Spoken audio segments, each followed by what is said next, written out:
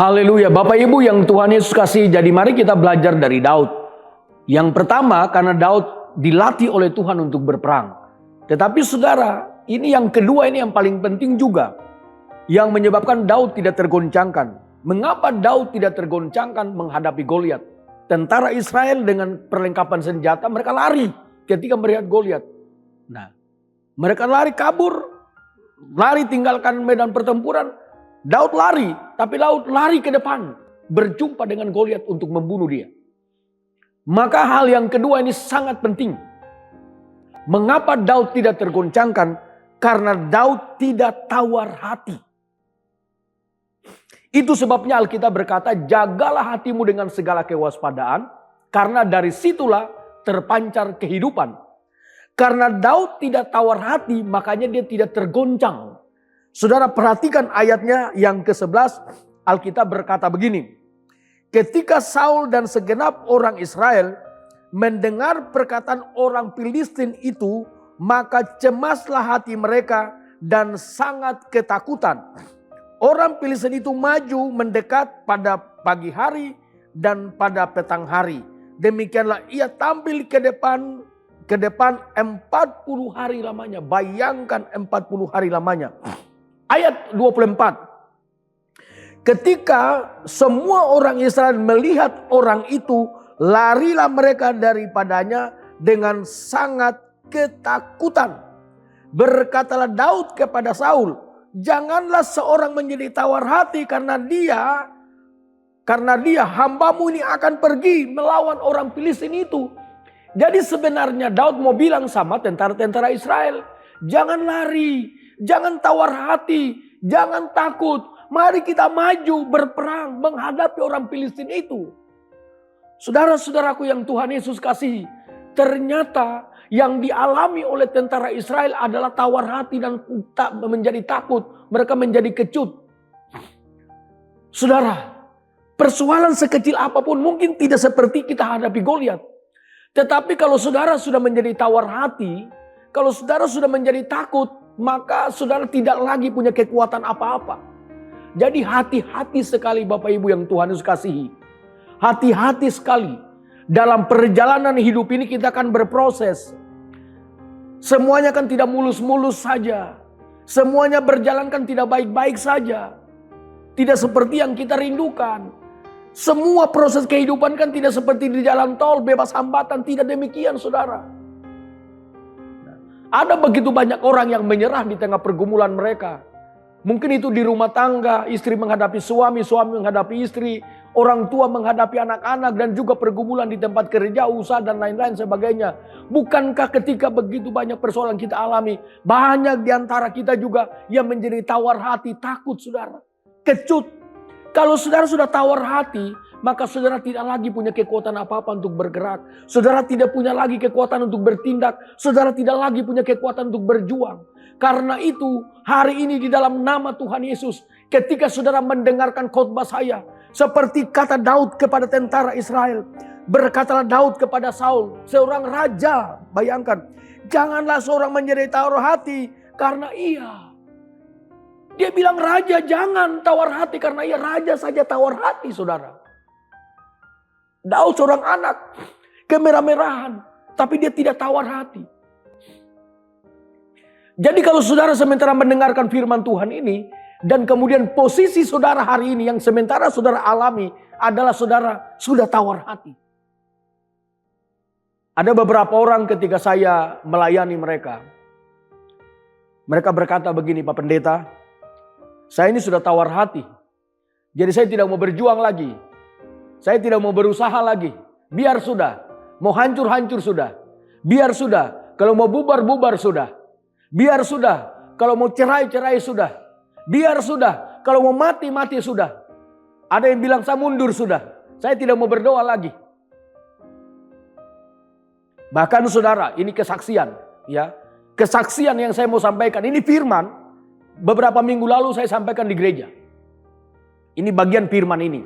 Minggu terakhir bulan Mei. Saya sampaikan di gereja. Ternyata ini firman Tuhan. Saya dapatkan ketika kami ada rapat evaluasi setelah KKR di lapangan reklamasi selesai, kami rapat evaluasi dengan Ketua Umum Panitia dengan Pak Gubernur. Sementara dia berbicara, Tuhan juga bicara kepada saya. Hari Minggu kau berkhotbah tentang tidak tergoncangkan. Lalu dalam hati saya bertanya-tanya, Tuhan sebenarnya Tuhan ada maksud apa ini? Ternyata saudara, setelah saya khotbah selesai baru saya tahu jawabannya. Ada seseorang tentara yang hadir dalam ibadah itu, dia seorang intel. Bapak Ibu, sejak tahun 2023, karena dia tawar hati, karena dia kecewa, dia berpikir Tuhan juga tidak peduli dengan dia lagi. Sehingga sejak tahun 2023, dia tidak pernah datang ke gereja lagi. Dia tidak pernah beribadah lagi. Jadi waktu firman Tuhan disampaikan, bahkan waktu kita masih pujian penyembahan, dia sudah tidak tahan lagi. Dia mau lari keluar dari gereja. Apalagi waktu firman Tuhan disampaikan. Tapi dia bilang begini setelah ibadah. Dia punya kaki dua ini seperti diborgol. Dia mau lompat, mau lari tapi tidak bisa. Dia mau teriak tapi tidak bisa. Dan setelah khotbah selesai, firman selesai, ibadah selesai, dia masuk ke saya punya ruangan, saya panggil dia datang. Saya pelayanan dia pribadi, saya yakinkan dia tentang Tuhan. Dan saudara, dia tidak menjadi tawar hati lagi. Dia tidak patah semangat lagi. Dia menjadi semangat. Dia yakin bahwa ternyata Tuhan mengasihi dia. Dia menjadi seorang pemenang. Dan puji Tuhan saudaraku yang Tuhan Yesus kasihi. Itulah domba yang terhilang Bapak Ibu yang Tuhan Yesus kasihi. Tergoncangkan. Ini hanya karena tawar hati saja. Putus asa. Dan kemarin ketika kami ibadah perjamuan kudus. Saya sangat berbahagia sekali. Kenapa? Karena saya lihat di belakang sekali. Ternyata dia ibadah juga. Dan dia berdiri dan dia sudah mulai menyembah Tuhan. Dia sudah mulai memuji Tuhan. Ada sukacita Tuhan yang luar biasa yang memenuhi seluruh hidupnya. Dia tidak lagi mau pikir kabur, tidak mau pikir lari lagi waktu ibadah. Dia sudah sangat kuat di hadapan Tuhan. Kenapa? Karena tadinya dia tawar hati. Tadinya dia kecewa dan dia putus asa. Tapi ketika Tuhan berbicara kepada dia lewat firman Tuhan yang saya sampaikan hari ini, maka ternyata dia sadar bahwa tawar hati itu menjadi penyebab utama kekalahan dia. Kemunduran dia dengan Tuhan.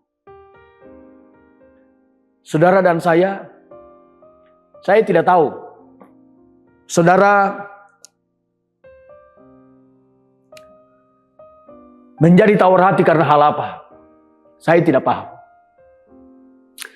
Kalau mau dibilang tawar hati, saya juga, kalau saya kasih peluang, saya beri akses untuk tawar hati, memang saya sangat tawar hati, saudara. Sangat tawar hati dengan Tuhan. Kalau saya kasih akses, saya sangat tawar hati. Saya sangat mengasihi Tuhan. Saya mencintai Tuhan dengan begitu luar biasa. Tanpa pamrih, saya melayani Tuhan dan pekerjaannya. Saya menginginkan Tuhan balas dengan sesuatu yang sesuai dengan yang saya mau. Yaitu ketika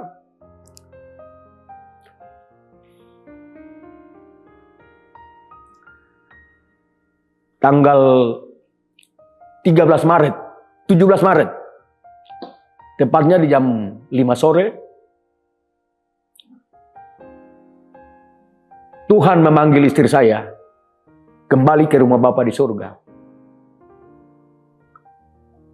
Saya berjuang dengan begitu luar biasa, mengorbankan segala-galanya. Tetapi kenapa Tuhan izinkan hal itu terjadi untuk saya? Secara manusia saya tidak terima itu.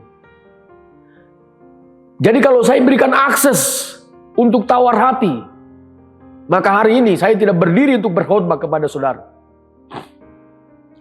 Tapi ketika istri saya meninggal, saya tidak kasih akses sedikit pun untuk tawar hati, putus asa. Dan saya mundur dari Tuhan dan pekerjaan. Saya belajar untuk berterima kasih. Saya belajar untuk bersyukur. Karena bagi saya, semua yang diizinkan Tuhan, semua yang dirancangkan oleh Tuhan itu baik adanya. Dan puji Tuhan sampai hari ini saya tegar.